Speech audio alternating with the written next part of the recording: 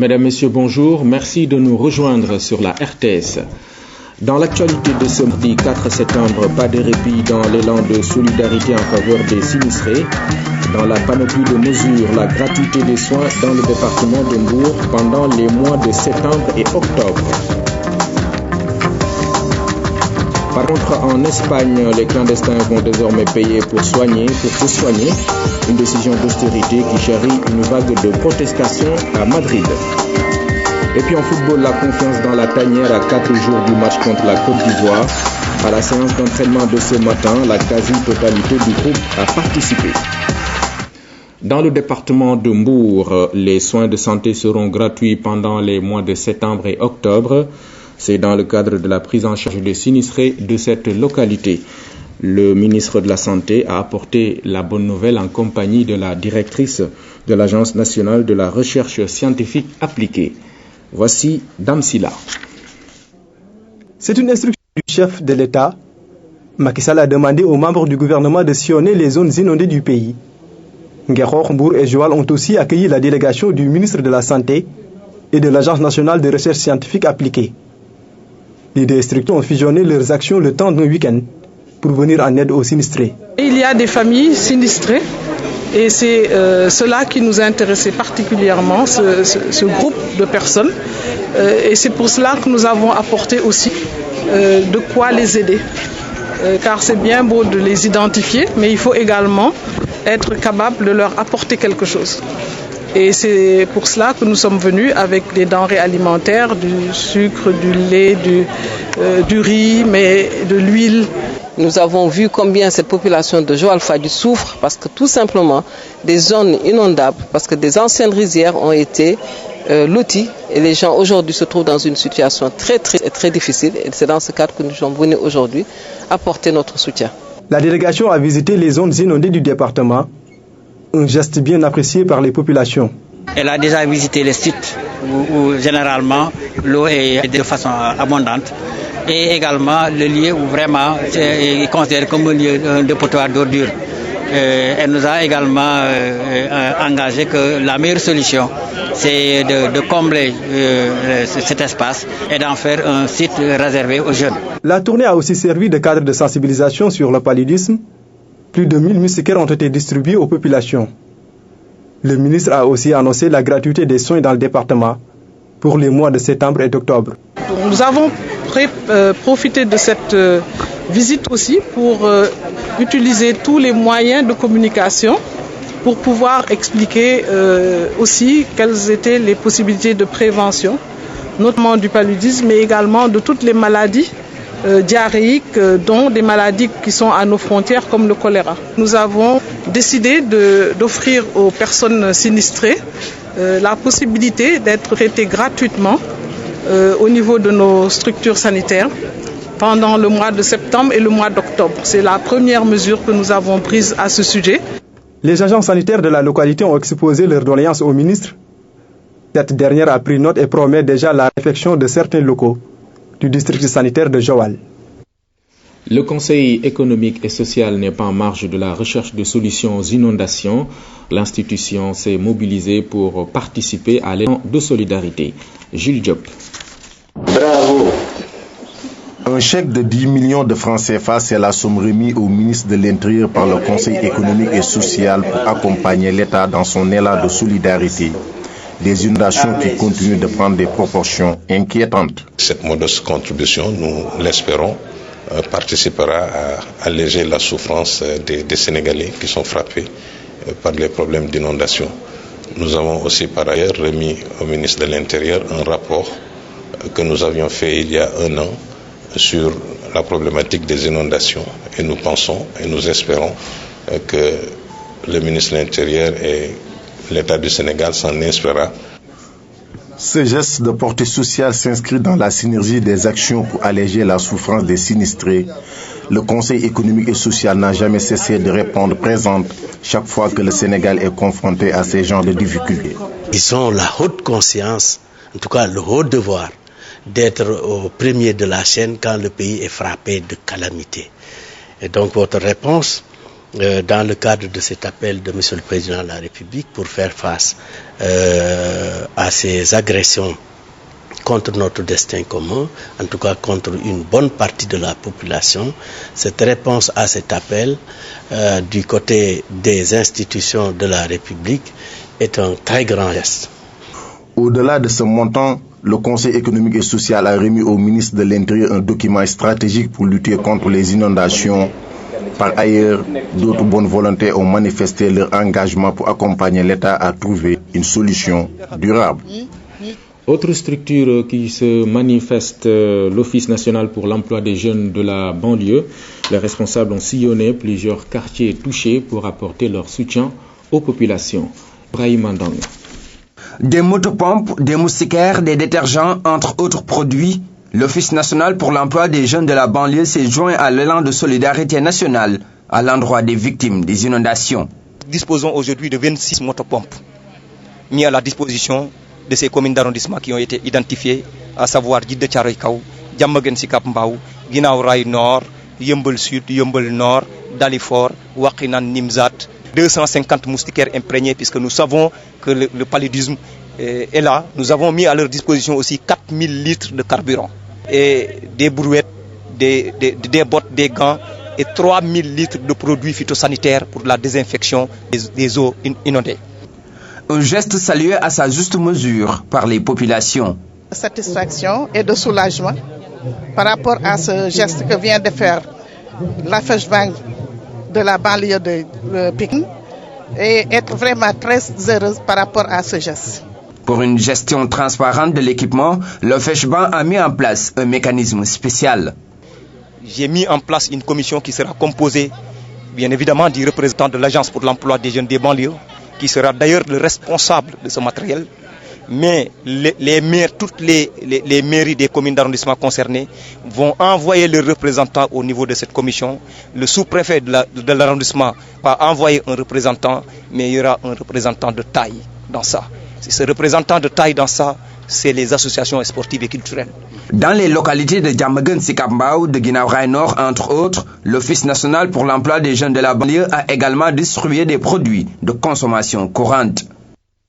Et pour être complet avec cette fenêtre sur l'élan de solidarité en faveur des sinistrés, la caravane des femmes de l'APR à Djiddah Thiaroye Kao et Yeumbeul, les responsables sont revenus sur la suppression du Sénat qu'elle qualifie de mesure salutaire. Une décision du reste appréciée par les populations, nous dit Oreicham. Après les domiciles inondés de certains sinistrés à Dalifort et Guinaw Rail Nord et Sud, la caravane des femmes de l'APR a poursuivi ses visites de solidarité dans les écoles et autres sites accueillant les sinistrés recasés. Ici à l'école Thierno Salif Ndongo de Djiddah Thiaroye Kao, les femmes de l'APR viennent s'enquérir des conditions de vie de ces familles relogées. La vie reprend timidement malgré les difficultés dans ce camp coordonné par le Forum civil et l'appui des femmes de l'APR a été bien apprécié par ces populations. On vous remercie en tant que femmes venues aider vos sœurs qui sont dans les eaux, vos sœurs qui souffrent. Nous sommes là tous pour cette souffrance.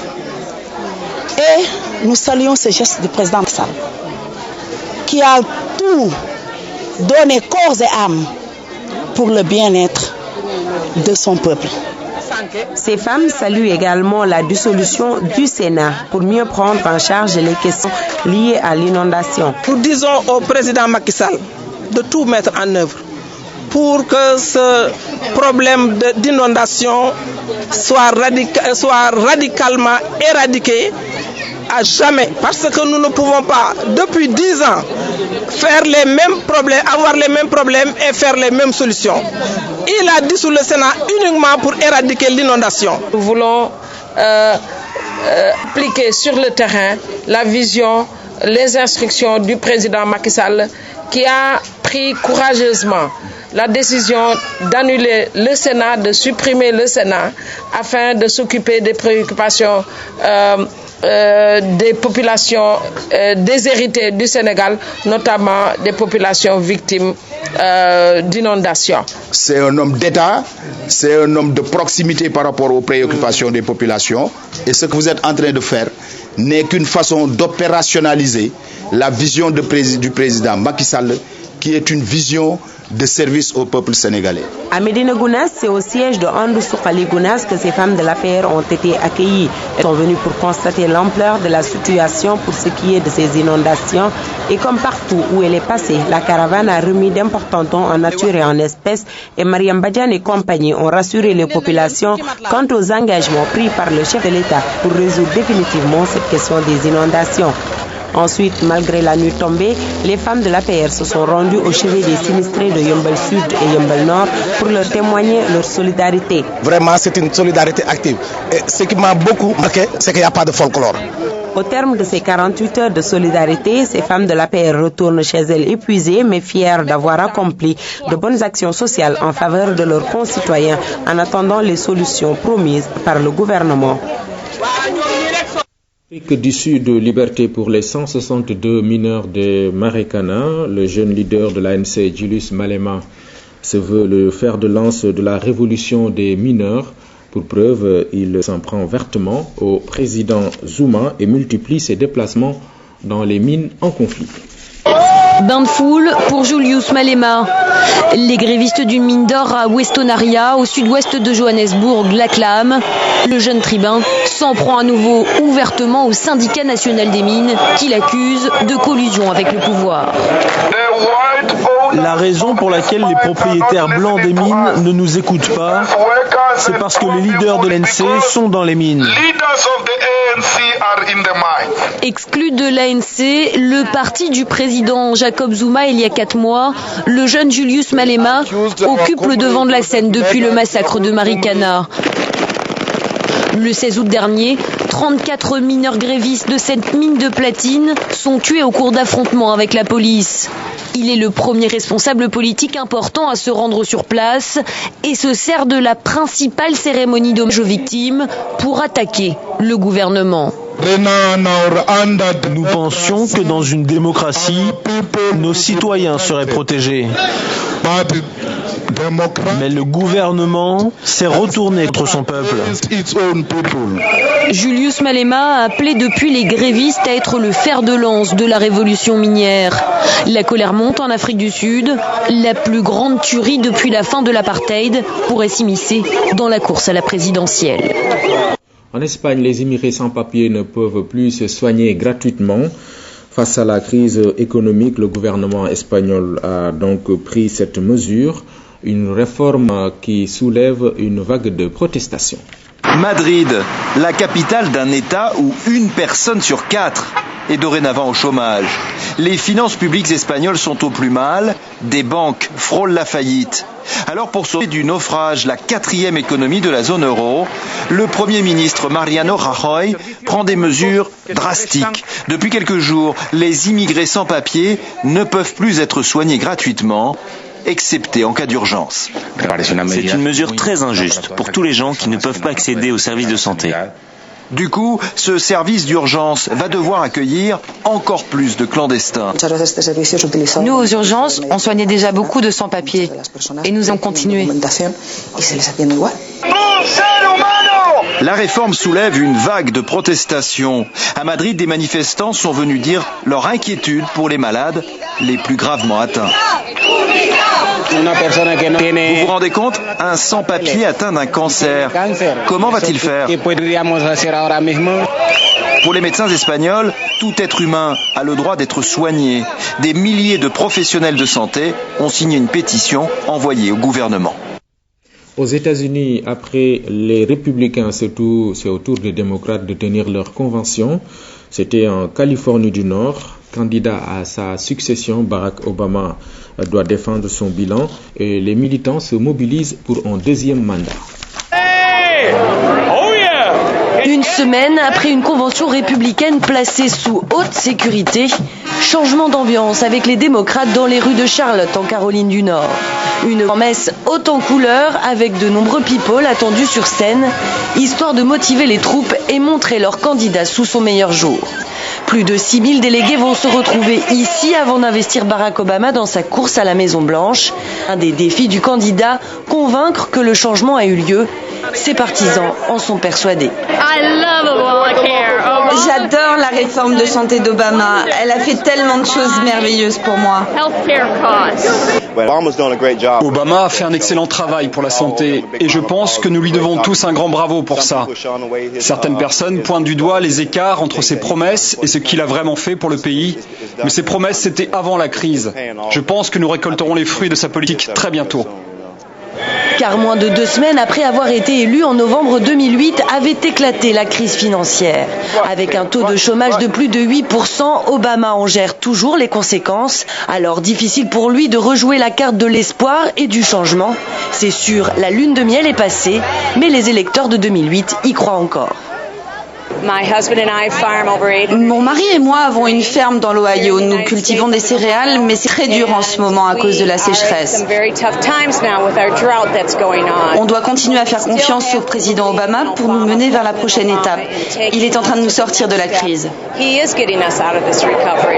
Pendant 3 jours, les soutiens de Barack Obama tenteront d'en convaincre l'Amérique. Mais ce soir, c'est Michelle Obama qui sera sous le feu des projecteurs. Comme Ann Romney à Tampa, la première dame tentera de donner une image plus humaine et moins politique de son mari, même si c'est bien sur ses compétences qu'il devra convaincre jeudi lors de son discours d'investiture. Retour au Sénégal, la déclaration de politique générale du Premier ministre Abdoul Mbaye va se faire au plus tard le 10 septembre prochain. L'annonce du président de l'Assemblée nationale, Moustapha Niasse, ouvrait ce matin la session extraordinaire de la nouvelle Assemblée. Une étendue d'eau stagnante sur plusieurs kilomètres. Cela fait longtemps que les populations de Faoué ne l'avaient plus vue. Grâce à cette digue construite en partie par les habitants, des millions de mètres cubes d'eau douce ont donc été retenus pour favoriser l'agriculture. Toute cette zone était plutôt utilisée pour récupérer, pour exploiter le sel. Mais maintenant, comme vous le voyez, la végétation est en train de revenir, les oiseaux, le poisson, etc. Donc c'est pour reconstituer aussi bien la faune que la flore dans cette zone. Auparavant, nous prenions des pirogues pour nous rendre sur une île loin d'ici et cultiver le riz. Grâce à ces digues, on est parvenu à récupérer des terres pour l'agriculture. De plus, on n'a plus de soucis pour rejoindre l'autre rive. Même les animaux s'y prennent facilement.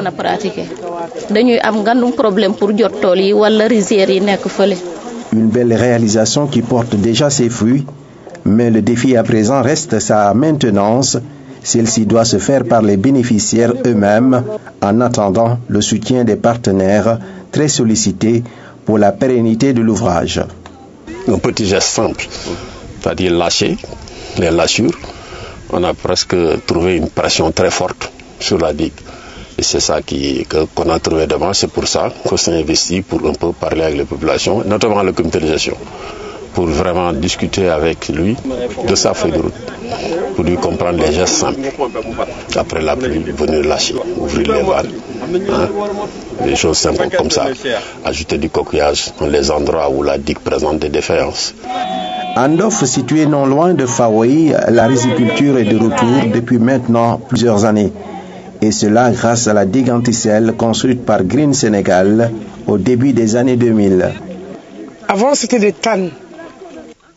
Donc des tannes, des sols incultes, où il y a une grande concentration en sel.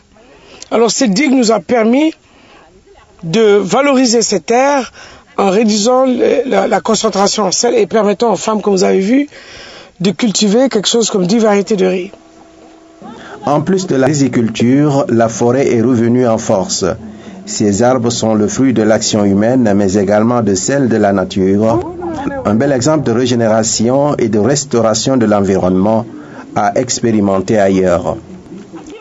Vous venez donc de suivre un reportage de Eric Nimadi à Ndof dans le département de Fatick. C'est un village qui excelle dans la riziculture grâce à la construction de la digue anti-sel. Eric Nimadi donc nous en parlait alors que je vous annonçais cet élément sur la déclaration de politique générale du Premier ministre Abdoul Mbaye qui va se faire plus tard le 10 septembre prochain. L'annonce est du président de l'Assemblée nationale, Moustapha Niasse, qui ouvrait la deuxième section extraordinaire de la nouvelle Assemblée. Nous y reviendrons donc dans nos prochaines éditions avec Dahaba.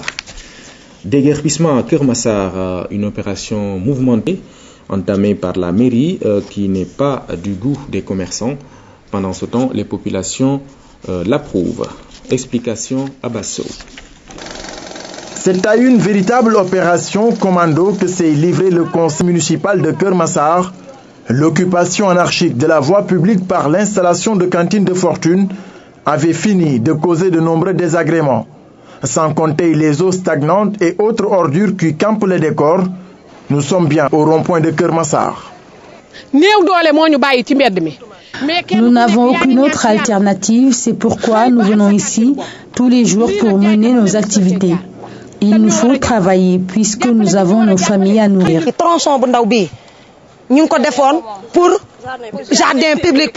Nous n'avons plus d'espace d'épanouissement à cause de ces personnes qui ont occupé la place publique.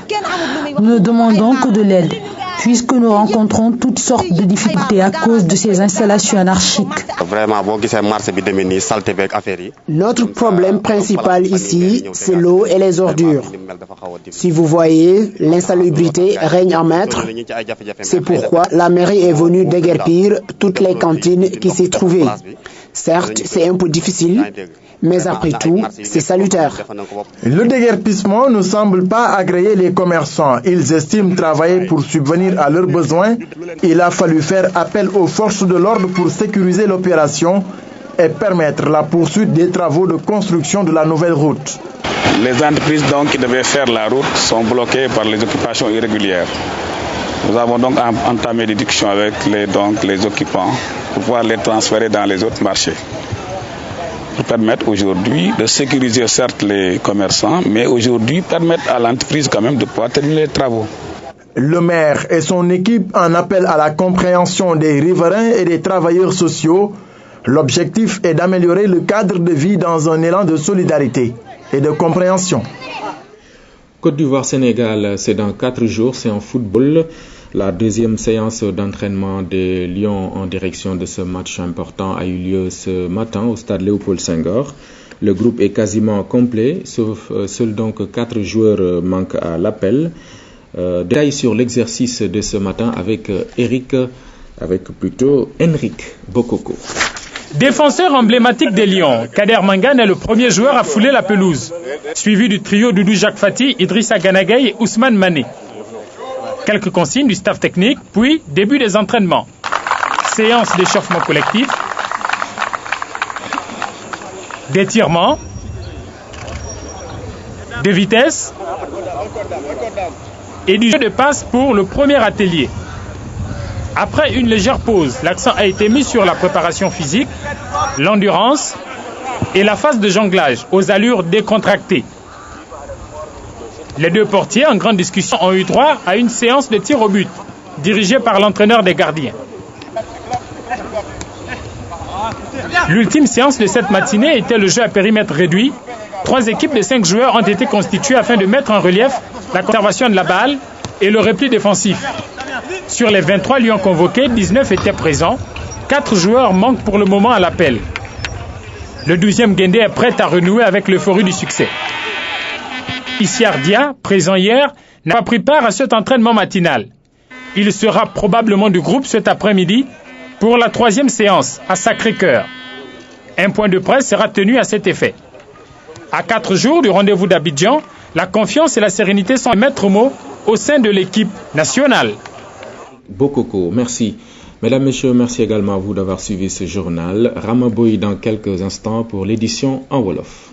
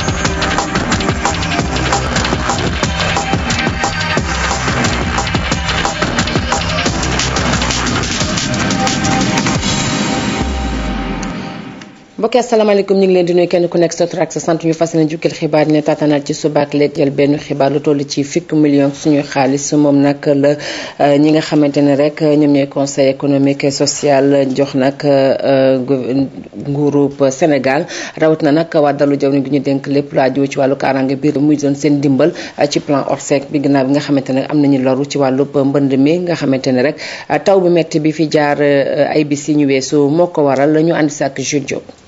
Bravo.